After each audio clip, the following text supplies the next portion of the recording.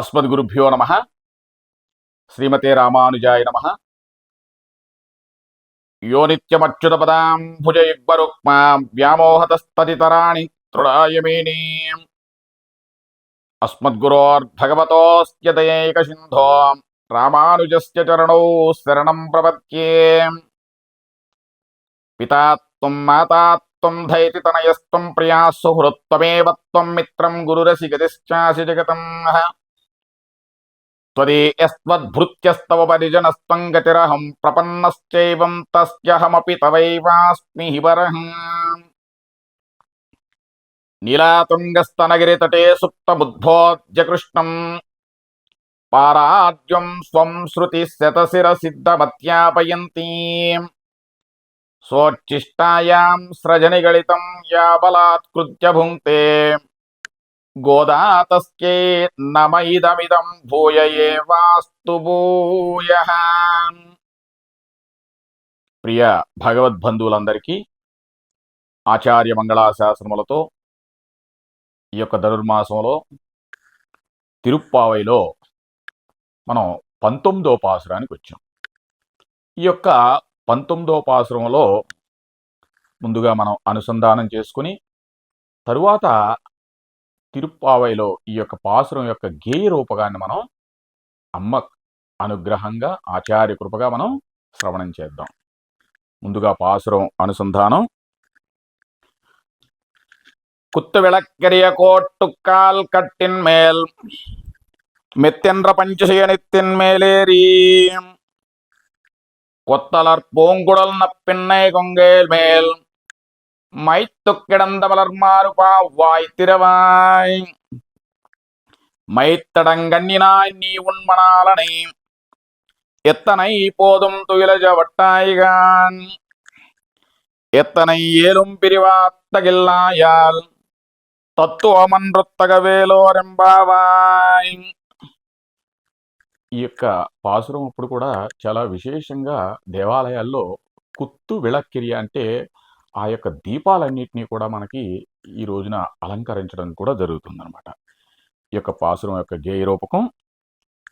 నలు దిశల దీపాలు వెలుగుచుండగా ఏనుగు కొమ్ములే కోళ్ళుగా కులుకు మంచమునందు క్రొత్తగా చల్లగా మెత్తగా చక్కగా సౌరభము వెదజల్లు శయనమ్మో పైనెక్కి గుత్తులు గుత్తులులై కుసుమముల్ వికసింపాం పరిమళించెడు కేశభారము కలిగిన నీలకుచ గిరిసీమా వ్రాలు వృక్షము వాడ తిరువాయి ఒకసారి తెరువగా రాధా కాటుక దిద్దిన కనులు కలిగిన దానా నీవు నీ వల్లభు నీ ఎంతసేపటిదాకా నిదురలేవగా నీక నిలిపియుంచెదవే స్వామి విశ్లేషం మోక్షణమైన విడలేవే. అయ్యయో అట్లుంట న్యాయం ముకాదమ్మా అయ్యయో అట్లుంట న్యాయం ముకాదమ్మా.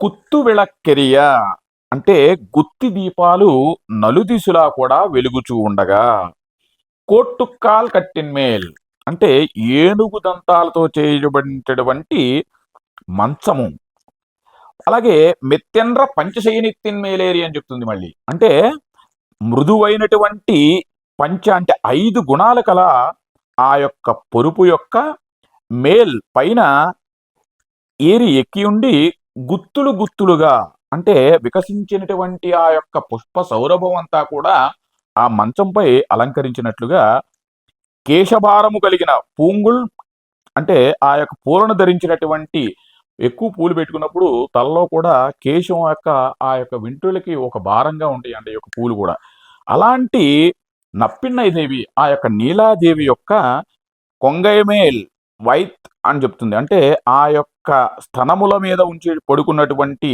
ఆ యొక్క స్వామిని తిరువాయ్ నోరు తెరిచి ఒక పలుకైనా పలుకురాదా అని చెప్తుంది. కనీసం నిద్రించినప్పుడు ఒక మాటైనా మాట్లాడొచ్చు కదా అని చెప్తున్నారనమాట.